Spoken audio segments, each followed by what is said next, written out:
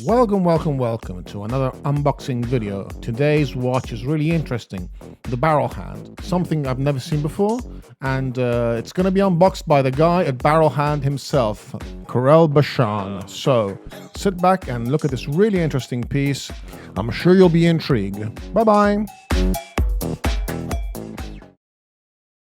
Hey guys, this is Karel Bachand from Barrelhand Timepieces. I wanted to give you guys a quick tour of the final piece for Project 1.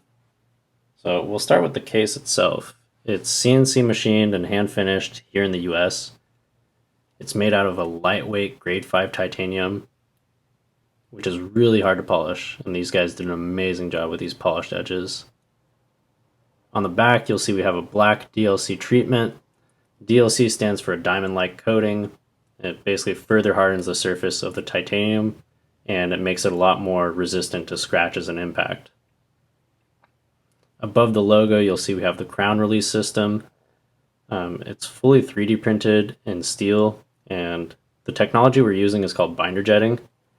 So binder jetting works by, it starts out with a steel powder, and then we print it out layer by layer. So if you look close, you'll see there's all these little print lines.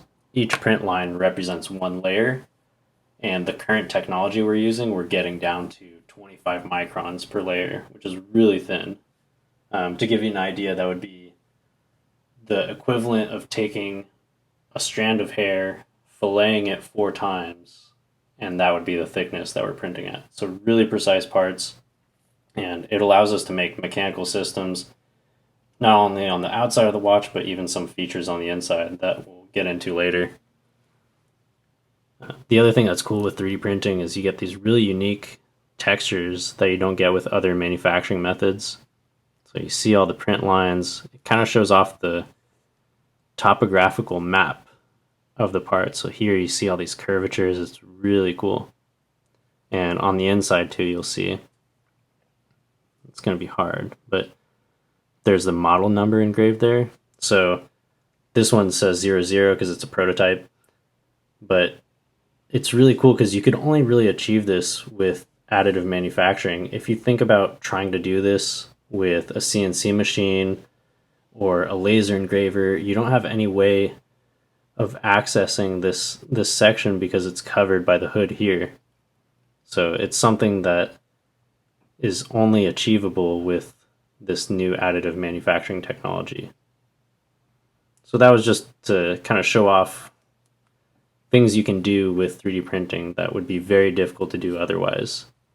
The rear lugs are also 3D printed steel, and they have this cool lattice structure built into them, and I'll talk about why we do that later on too. So let's go ahead and wind up the watch. Right now it's in manual winding mode. It's got 50 hours of power reserve, and this little crown release switch, when I flick it, it disengages the crown and allows you to set the time. So we'll go ahead and put it into time setting mode. On the front, you'll see the rear lugs flowing through the case and into this top plate area. And then in between the rear lugs, there's this cool titanium exhaust tip that we even heat treated. It's just adding to this whole spaceship for your wrist theme. I don't know if you guys have ever seen like a rocket ship exhaust or some supercar exhaust systems where the tip will be heat treated, and you get this really cool color gradation as it goes from yellows and oranges all the ways to blues and purples. And it contrasts really nicely with this burnt orange crown as well. So the crown is loosely modeled off a Mars rover wheel. You can see it's got a lot of depth and dimensionality to it as well. So let's go ahead and play with the watch. So by setting the time, you got a couple things going on. You have the jump hour at the top and a linear minute system at the bottom. So right now it's reading 3:10.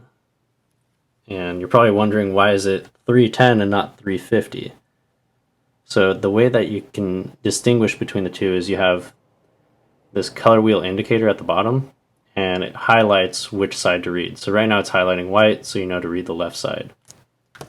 We'll go ahead and run through the movement a little bit more. So that's 3:20, And then as it flips, now it's 340, and you'll see the color wheel indicator now is highlighting orange, so you know to read the right side instead. And as we run through the top, you see it switched to 4 o'clock, now 5 o'clock. So as it's jumping, it's using this Geneva gear mechanism. And the reason we went with that over a traditional jump hour mechanism is traditional jump hours use a lot more components, usually 15 or more pieces, and you can't really set the time backwards on them. So with this system, it's a lot more robust and reliable. It's only using 2 parts, and we can run it forward or backwards.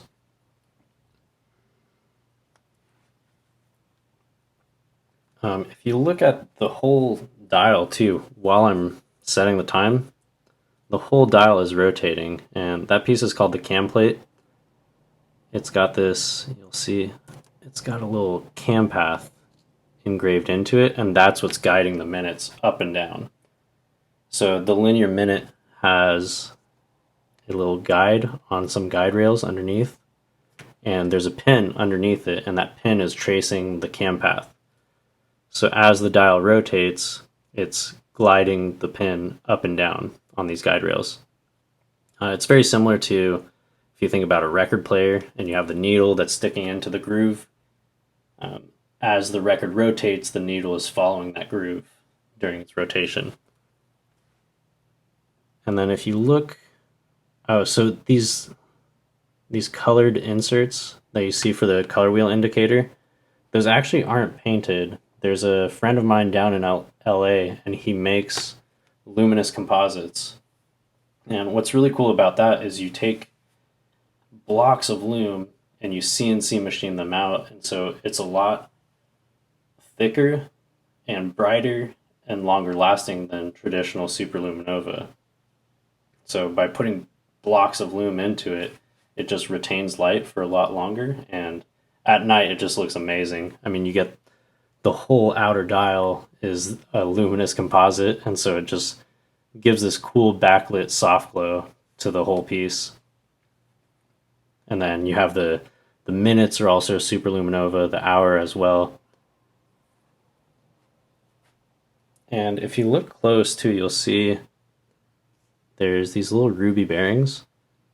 So there's 2 down here, and then there's even some, it's gonna be tough to see this, there's some underneath this top plate on both sides. So you have 4 of these, and what they're doing is it's part of a cam plate leveling system. So what it does is it allows the dial to rotate freely, but if ever you were to drop or bump your watch into a wall or something, it protects it during impact. So it keeps the cam plate level and protects it from any shocks. And then on the outside of the dial, we have these chapter rings. And these are also 3D printed in steel. So in total, we have 11 parts, I believe, 3D printed in steel. There's these 2, there's these 2 rear lugs, the whole crown release system, and then you have this top plate as well. So if you look at the chapter ring, there's this lattice structure built into it. And I was talking earlier about why we integrate lattice structures. So there's 2 reasons. One is to show off the capabilities of 3D printing. Making parts like that would be really hard to machine with traditional methods. You have some very sharp angles and complex geometries that make it so that it would be difficult to do through traditional methods, but very simple with additive manufacturing. The other reason we use it is this lattice structure helps line up the parts, and that's actually really useful during the printing process, because when we're printing these parts, you're adding steel powder layer by layer. So by the time you get to the top layers, the steel powder above is compressing the layers below. So if you have too much weight, you can actually warp the part. So by adding these structures into them, it's creating more dimensionally accurate parts when they come out of the printer. That way they're ready to go, and we can throw them into the watch with very high precision. And you'll see the top plate has the same deal too. It's got this honeycomb lattice structure built into it. And this lattice structure has the same kind of ability where it's preventing the part from compressing or warping during the printing process. And one thing I really like about something we've carried out throughout the whole piece is it's a combination of traditional watchmaking with state-of-the-art additive manufacturing. So, there's pieces where it's almost like this rough, raw 3D printed part, and it's contrasted with really high-end hand-finished pieces. And then the top plate really highlights that, where you have just the raw surface finish of the 3D print, and then it's framed by this beautiful polished edge. And they did an amazing job with this, the front curve especially. If you look at it up close, you can see yourself in the reflection, and you can see everything in the room behind you. So it's like this cool domed mirror effect.